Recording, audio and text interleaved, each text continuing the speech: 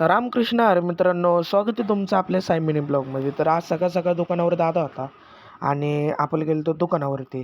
तर सगळा माल आज येणार होता, म्हणजे सगळा म्हणजे होड्या येणार होते. तर बघू आता आल्यावर बघू. आणि साऊंड मी लावून बसलेलो मस्तपैकी. हेलो हेलो एसीपी प्रद्युमन है। और फिर क्या मैं खा रहा था कुरकुरा, बहुत चांगला लग रहा था नहीं क्या। और आप जिसकी वाट पा रहे थे नहीं क्या, वो आ चुका था। मतलब क्या, हुडी हुडी में आ गए थे। आधा दादा के पास था और आधा माझ्याकडे था।